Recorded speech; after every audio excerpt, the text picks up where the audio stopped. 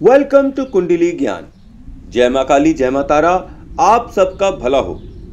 आज हम डिस्कस कर रहे हैं सूत्र, और सूत्र में मैं आपको बता रहा हूं कि राहु और बुध जब मिलते हैं तो इसको क्या हम कहते हैं? इसे हम कहते हैं जड़ योग।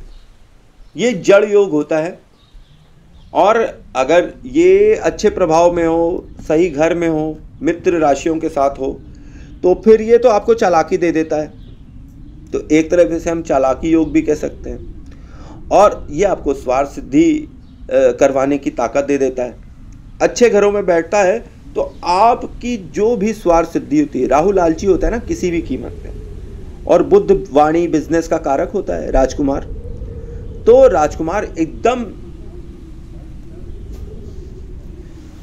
राजकुमार यहाँ पे एकदम उत्तेजित हो जाता है, और वो अपनी स्वार्थ सिद्धि किसी भी रूप में करना चाहता है। अगर ये अच्छे घर में बैठे हो तो आपकी स्वार्थ सिद्धि हो भी जाती है।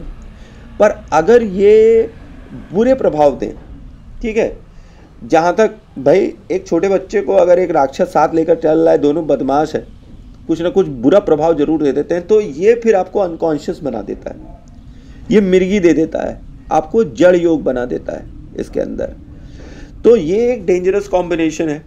अगर आप राहु बुध की युति देख रहे हैं अपने चार्ट में, और ये कहीं से भी मैलेफिक इफेक्ट में हो, मान लीजिए कि ये 6th हाउस में बैठा हुआ है राहु और बुध, ठीक है, तो यहाँ पे राहु अच्छा परफॉर्म करता है और ये बुध का स्वयं का घर भी है, पर यह आपको रोक देगा किन चीज़ों के रिलेटेड, आपको ये मिर्गी देगा, और ये आपको रहते रहते अनकॉन्शियस बना देगा। क्योंकि बुध जो है बुद्धि का कारक है, और बुद्धि के कारक में राहु काली आंधी चल रही है, धूल भरी आंधी चल रही है, तो बुद्धि भ्रष्ट हो जा रही है, तो इससे आदमी अनकॉन्शियस हो जा रहा है।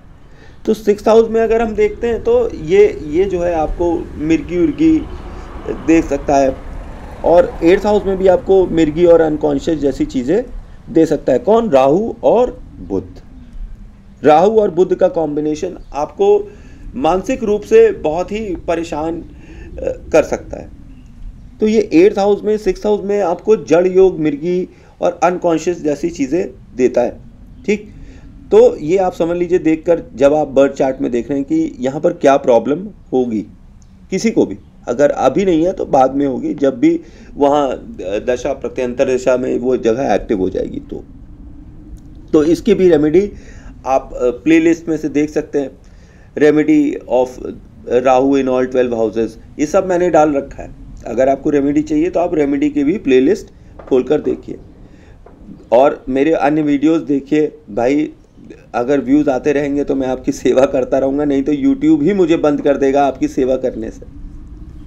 तो अपने दोस्तों में ये जो अपना चैनल है माता काली का, इसको शेयर करिए, लाइक करिए, सब्सक्राइब करिए, और दोस्तों से कहिए कि अच्छे मंत्र हैं वो सुने, कहानियाँ हैं वो सुन लें, सिद्धि यात्रा स्टोरी है वो सुन लें, और कुंडली का ज्ञान भी मैं दे रहा हूँ। तो कुंडली सीखना चाहें तो कुंडली भी सीख लें, ठीक। क्योंकि मैं जो लाइव कुंडली बताता हूँ उससे आपको काफ़ी आइडिया हो जाएगा कि ये कॉम्बिनेशन से ये होता है, ये कॉम्बिनेशन से ये होता है। आप सेम कॉम्बिनेशन अपने चार्ट में देखेंगे तो वही चीज़ें हो रही होंगी। वाई? Because 2 + 2 is always 4। आज भी 4 था, और 10 साल के बाद, 100 साल के बाद, 1000 साल के बाद भी 4 ही होगा।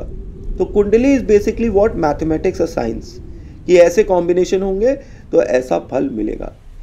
तो ये आप समझ लीजिए कि ये बात की बात है। अब ये राहु बुध की युति जब भी आपको दिखाई पड़े तो आप सतर्क हो जाइए। कब? खास तौर पे 8th हाउस में। 8th हाउस मुझे बिल्कुल नहीं पसंद है। इसलिए नहीं पसंद है क्योंकि यहाँ पर जब भी राहु आ जाता है ना तो वो कुछ ना कुछ गंदा करा देता है। एक तो 8th हाउस डेथ का हाउस है, और राहु जो है वो टॉयलेट होता है।